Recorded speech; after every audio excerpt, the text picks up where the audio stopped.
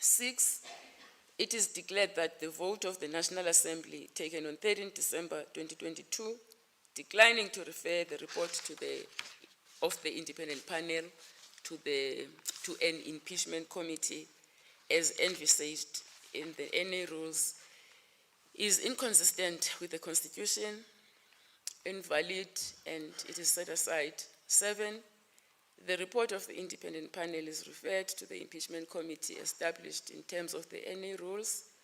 8, the first to fourth respondents are ordered to pay the costs of the first applicant, including cost of to counsel, where applicable. I hand down the judgment. Court adjourns. I just want to, unpack this thing of Phala Phala. Guys, in South Africa, our constitutional court has handed down a long-awaited judgment, ruling that the parliament must form an impeachment committee where President Cyril Ramaphosa will be subjected to, where there will be a transparency and accountability with regard to what happened, what really happened on his farm, Phalaphala. Guys, let me break it down for those who have forgotten and those who don't know. In this country, guys, South Africa, our President Cyril Ramaphosa, on his farm, it was found that there was money, there was a lot of money, the dollars, of which is not our currency, that was caught under his mattress on his farm, So,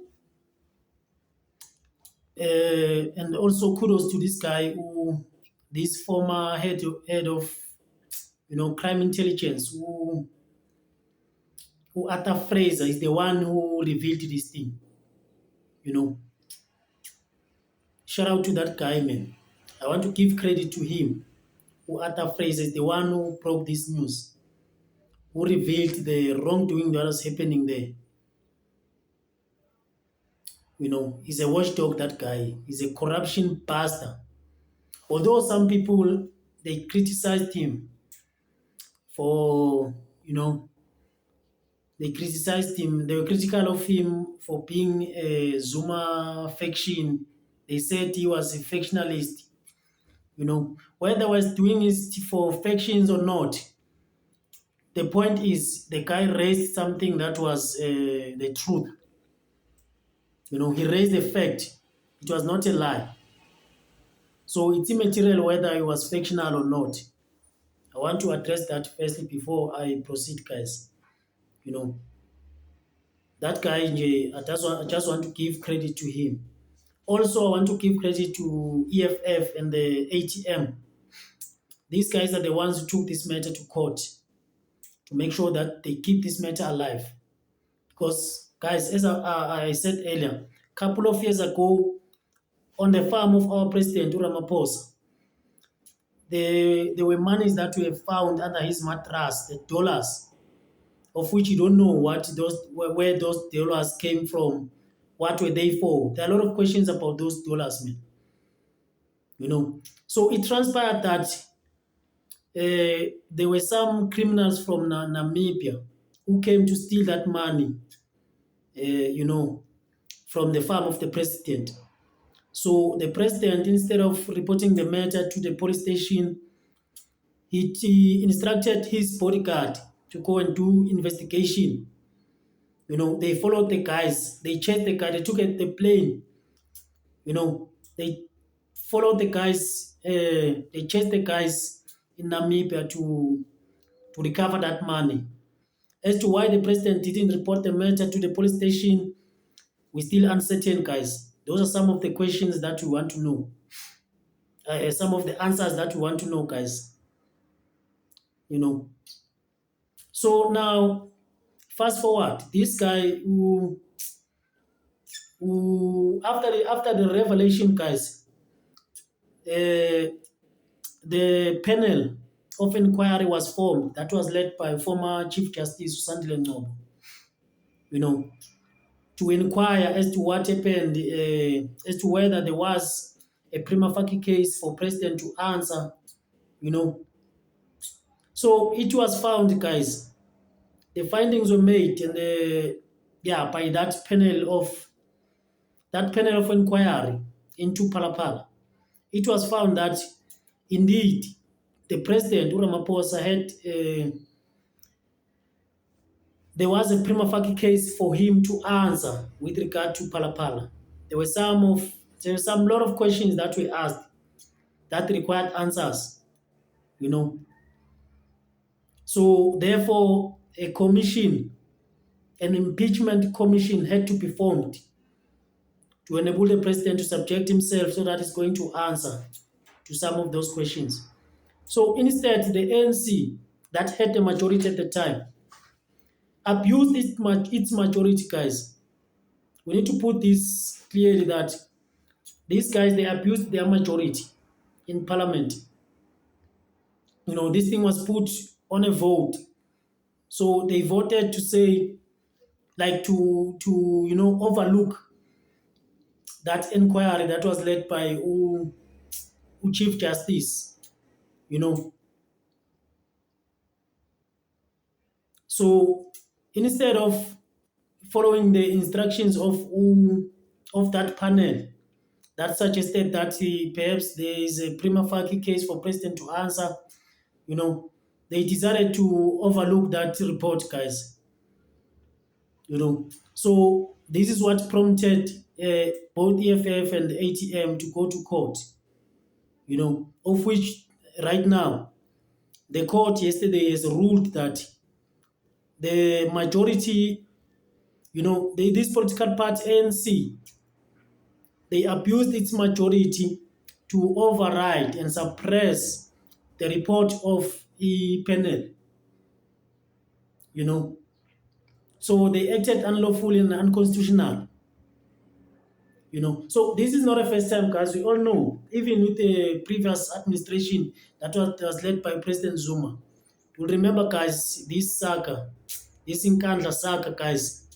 There was a public outrage about the monies that were spent in the home state of our former president, Jacob Zuma, where it prompted the public protector to do investigation, you know, make some findings and take remedial actions.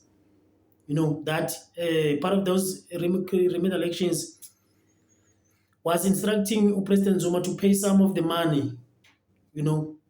So instead of following the president protector's recommendations, the NC, what they did, they committed, they acted unconstitutional, you know, they acted wrong, invalid, you know.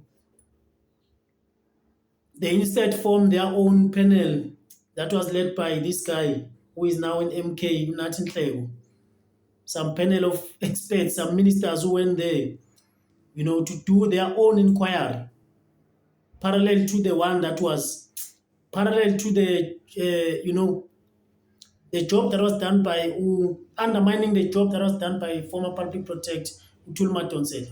They formed their own panel to do their own investigation, and that panel exonerated Jacob Zuma. You know, you'll remember, guys, some of the things they said to Nathi Nhleko the day he was making a presentation in Parliament. He was sweating, calling a swimming pool, saying it is a fire pool. You remember that story, man? You know, so I'm saying this to say this is not the first time that NC ignore, and overlook and violate the Constitution, you know. So what they did, guys, is very wrong, man. You know, these people are abusing their majority. This is not the first time. So they did the same with this issue of Phalaphala now. Instead of forming an impeachment committee to submit our president to, to that committee to present his side of a story, to answer to a lot of questions that we have with regard to what happened to his farm. They shielded the president. They suppressed accountability and transparency. You know. So now this case has made it clear that now the parliament must form an impeachment inquiry. It was wrong. It was unconstitutional for NC to use its majority in parliament to vote against the report, of that panel that was led by former Chief Justice Sandile Ngcobo. So it means now the parliament will have to do what they should have done back then. Had the NC not, suppressed this thing, it should have been done. So it is what they are going to do now.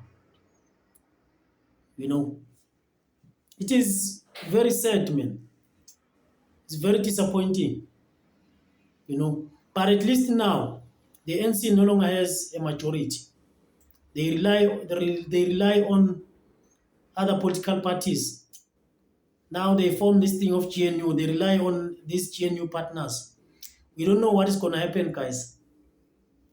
But all we are happy for is the fact that now this guy will be subjected to impeachment committee, where he will have to go there and answer with regard to what happened on his farm.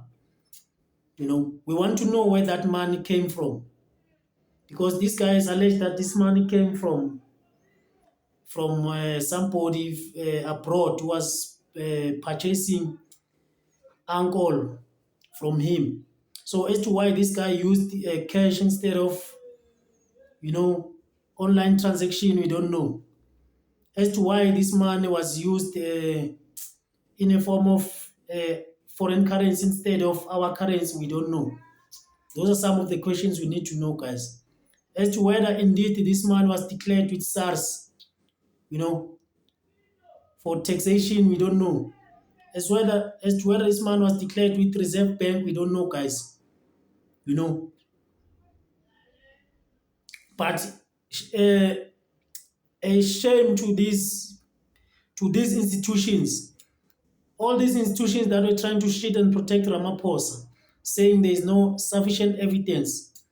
These institutions like NPA didn't want to prosecute Ramaphosa, saying there is no sufficient evidence with regard to Phalaphala.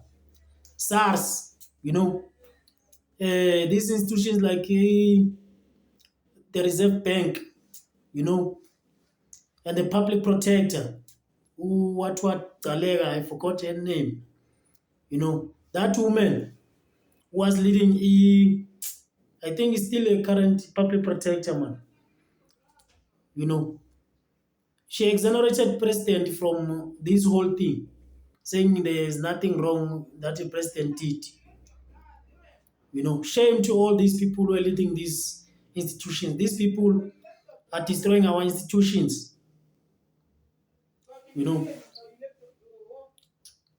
Kudos to the EFF, ATM, and this guy who busted this thing. Who I keep forgetting his name, man. Arthur Fraser. But shame on these guys who are leading all these institutions that I've mentioned, who exonerated Ramaphosa, and the ANC that used its majority once again to shield Ramaphosa from accountability and transparency. Shame on you guys. Shame on you, man. This is not the first time that you violate our constitution. We are seeing this. This is not the first time. We are getting used to this thing of following a party line. And also I want to give kudos to this, our doctor, this mom, Dr. Nkosazana Zuma. Mama Dr. Dlamini Zuma, she stood, with the principle. She followed the principle instead of party line. And she was sidelined in the ANC. She was vilified. She's the only one. I think she's vindicated now. You know, I want to give a credit to her as well. You know, because we all know, guys, the path to truth is lonely. So she stood alone in defense of our constitution, in defense of our democracy, instead of a party line. You know, so all these people of NC, and this thing, they did it deliberately. This is a painful part, guys, because they knew what they were doing was wrong. But they were just playing politics, just passing time. These are just delaying tactics. You know, they knew what they were doing was unconstitutional, but they had to do it. You know, this is what these people who claim to be representing us are doing. It's very disappointing, man. You know, but also I give credit to Constitutional Court, you know, for not allowing, you know, these people to shake them, or just standing the ground and give a proper direction to this issue. To say these guys acted unlawfully, invalid, you know, and unconstitutional. These people are constitutional delinquents, all these NC members of parliament, those who voted for Ramaphosa, you know, to be shielded from this transparency and accountability. You know, guys. So I want to respond to some of guys on social media here. I saw on social media here, guys, there are some people who are now being ridiculous. They are trying to, you know, to compare the situation of Julius Malema and the situation of Cyril Ramaphosa, saying Julius is the last person to say Ramaphosa must resign. We all know, guys, Utu Julius, he once had this case previously, you know, I think last month. This guy has been trending, going in and out of court. You know, he's been convicted and, you know, sentenced, but he has appealed, you know. So there are some people now who are dragging this issue of Julius Malema's sentencing and conviction, and him having appealed, to compare it with the situation of Ramaphosa. You know, of which I find it very ridiculous, guys. It doesn't make sense to me. And I can go toe to toe with these people who are raising this thing. You know, Unjo man, I respect you, my brother. I've been following you here on social media, although I don't agree with most of the things you are saying here. You know, but you know, I was very disappointed, man. I respect you. I don't have a problem with you. I like people who are outspoken, man. People who are opinionated. You know.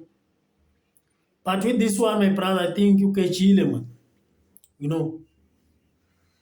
Something must be done about the police who didn't do their job and the prosecution. Mr. Malema, Lunga here from the Mail and Guardian. What I want to know, would you be lobbying some of those in the ANC to say, look, they must vote to impeach the president? And how long do you actually think this impeachment process would take for the president to be impeached? And lastly, would you look inside maybe somewhere in the ANC, maybe for the deputy president to take over if the president is impeached? No. You know this judgment. If we had a responsible president, he should be resigning. He should be resigning to prepare himself to come and answer the impeachment process. Remember, even if he resigns, he must still come for impeachment. So you cannot have a president who's preparing an impeachment process this side and then occupying the office of the president at the same time. You cannot serve the two. One is going to suffer. So he should go and concentrate on this impeachment process because it has got serious implications on him as an individual. And if I were him, I should resign with immediate effect to concentrate on this matter. We are not going to lobby anyone in the ANC or in any other party. Let people use their conscience like Nkosazana Zuma and say, I am for the constitution. I'm not for an individual. And today, Mama Nkosazana Zuma is vindicated, and they should take a lesson from her that These things, actually, they should not be factional and political all the time. We should always look at what is in the interest of the country. I wanted to Mutukuo jwale mutukuo o represente ha e resign shwa le taba tsa yo. Mutu a represente resign shwa le taba tsa yona. Yena hlula shwa na tsa ya resign. Aktivi ke ba eta pele ba lo le ba kgethang lo. Na ngumuntu utshela upresident ukuthi hayi, if he were to advise the president, answering a question from one reporter there, journalist. Oh, hey, you can't look at this impeachment matter, this constitutional court judgment and impeachment matter and still be the president. Mariana Bamkwebile.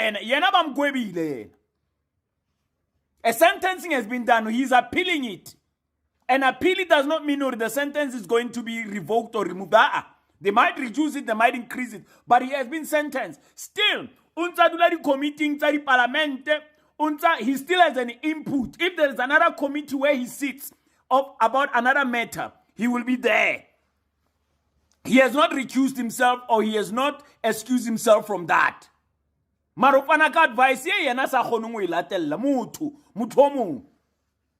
I can a bill tong le tata before a certain court judgment. Bill to yana me tata. I kapuna ka pele. I queen and that. Go on fana the advice. Ndang.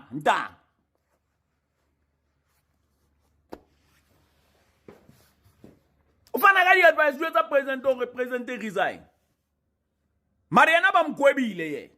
Comparing Julius's situation, Julius has never ran away from accountability. Julius has never, ran away from transparency. He has never missed any court appearance. With regard to this issue of him firing a firearm, being taken to court, having to appear in his hearings, he has never missed any of that. He has subjected himself to the legal processes of this country. This is all I'm saying.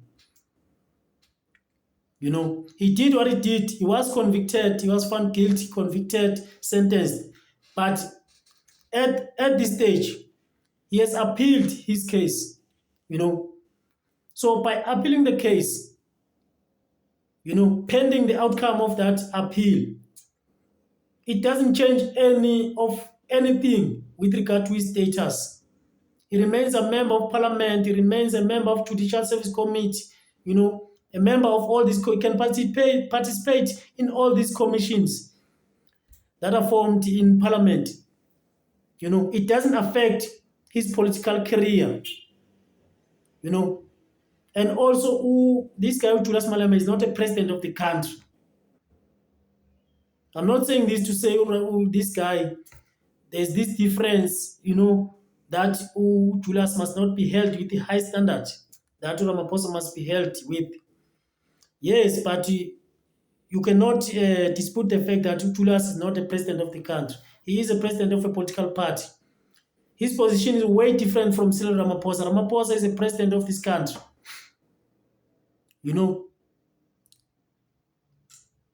So comparing the two, I think we are comparing banana with a Pullman.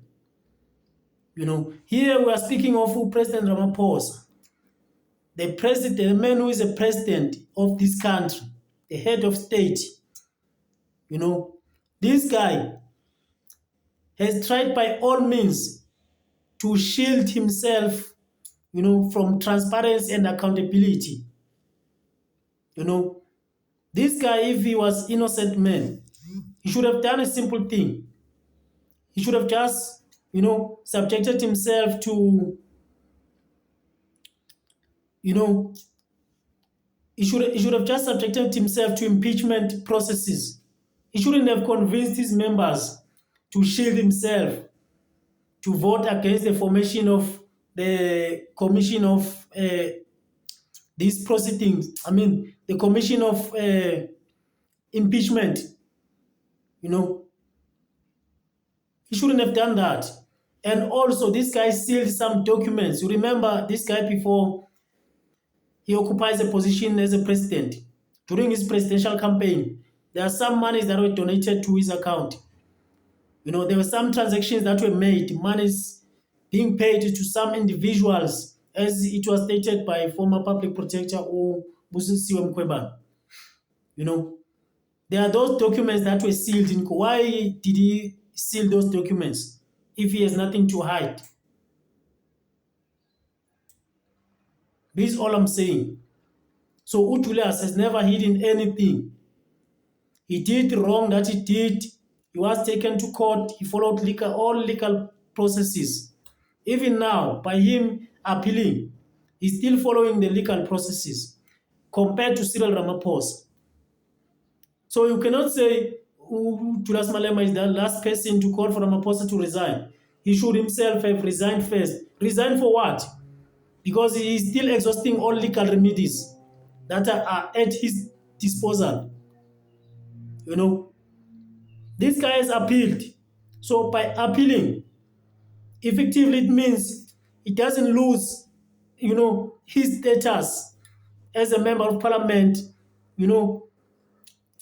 It doesn't affect any of his political career. This is not to say Ramaphosa, it affects his political career. But the Ramaphosa one is different, as I'm saying. Ramaphosa tried by all means to shield transparency and accountability. We want the guy to account. We are not saying he's guilty.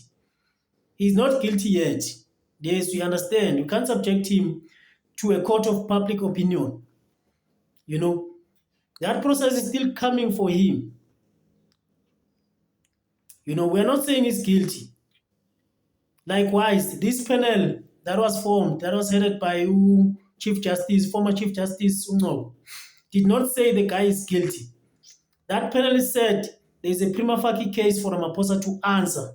Therefore, they must form an impeachment committee for him to subject himself, so that he will clear his name.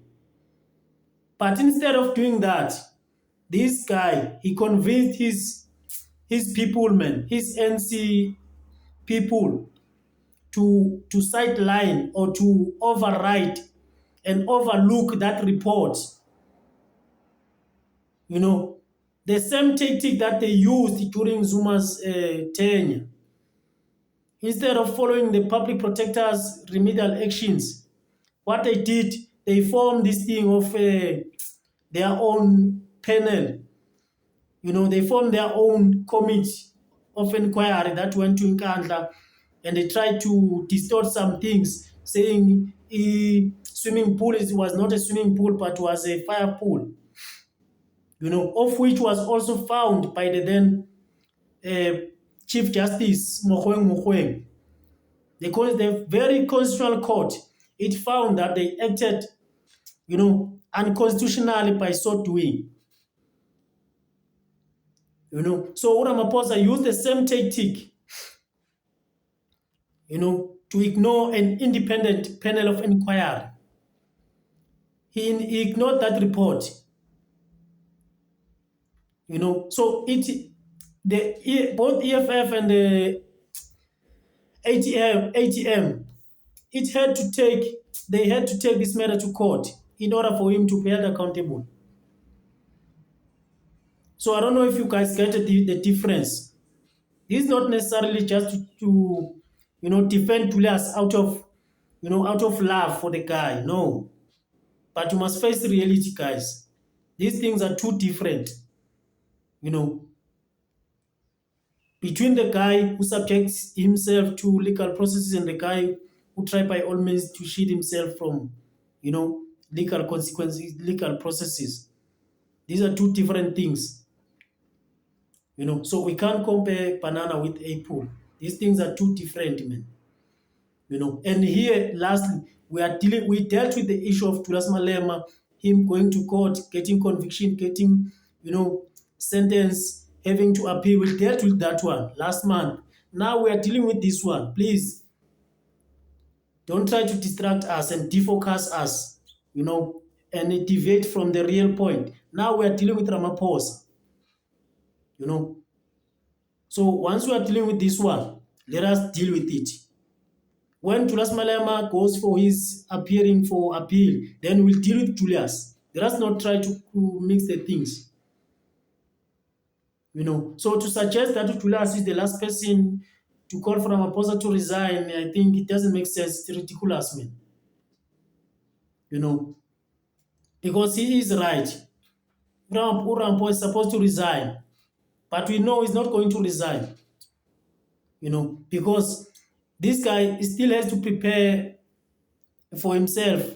You know, he still has to prepare to subject himself to appear before that committee.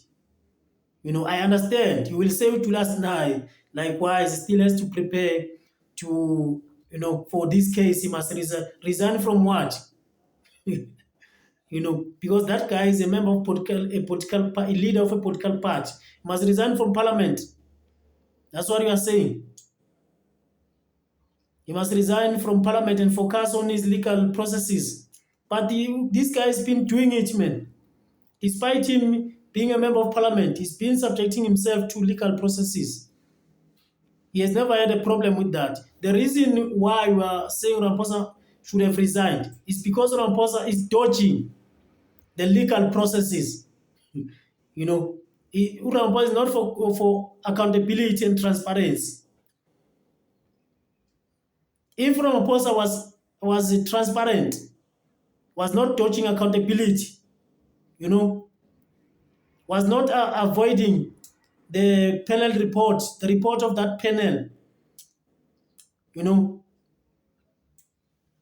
we are not going to call for his resignation, but we are calling for it because this guy is trying by all means, stealing documents. He's not transparent, man. He's not an honest man. You know, if he is clean, he must be transparent.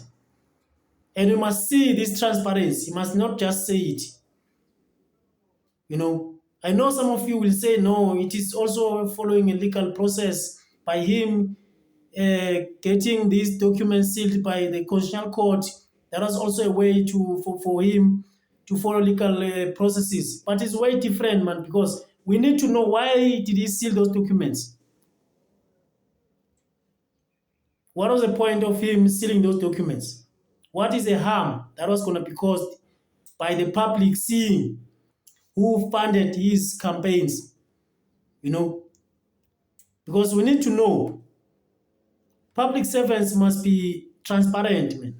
The other one that I want to address is some people here who've been saying, no, this money, it was his money, his private money. It was not public money. It had nothing to do with us as the public. Just loving news. You know, we are interfering with his private affairs. No, guys, it doesn't work like that. This guy is a public figure, is a public servant. We voted for that guy. He's there to serve us as the public. So whenever there are allegations of him being in possession of cash, you know, or having cash on his farm, one, this cash is a foreign currency, you know. There were allegations that this guy didn't go and report the crime that was committed on his farm. You know, as a president, we expect him to lead by example.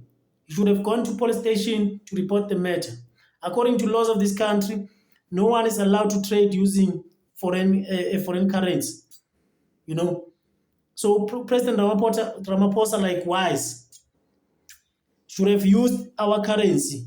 You know, and you are not allowed to hide the money under the sofas. This amount of money under the sofas. So that this money raises a lot of suspicions. That's why we are concerned. It's not to say we are jealous because the president has money, he kept it under the mattress. No. We're not saying this out of jealous. But this guy, he must set an example, you know. Because imagine if it was not Ramaphosa, if it was an ordinary person who was caught, if it was you who was caught, you know, stashing the monies under the mattress, the dollars, what was going to happen to an ordinary civilian. You will be in jail. But because it's Ramaphosa, you think this guy must be treated with special, he must be given a special treatment. That's not how it works, guys. No, no, no, no, no. Regardless of whether we hate or we love Ramaphosa, you people who have fought for Ramaphosa, please, man, stop doing this thing. Whether it's Ramaphosa, Zuma, or Malema, because imagine, what if this money was used, to influence some policy directions in this country? What if this money was used, to buy our sovereignty? Maybe this guy was selling our sovereignty. How do we know? What if this money was used for, for interference with the, issuing of tenders, or for tender corruption, to acquire corruption in a fraudulent or corruption manner there? We need to know, what was this money for? It is insufficient for President to explain, in Parliament, just saying in passing, in answering questions from members of Parliament. We want him to say those things under oath, because there, at impeachment commission, we'll have to swear. He will be sworn in. All the things he will be saying there will be will be nothing but the truth, the honest. If it is found that some of the things he's saying are not truthful, there will be consequences for that. Don't forget there's perjury. He will go to prison for lying under oath. So that is why this guy, it is very important for him to be subjected to that impeachment inquiry.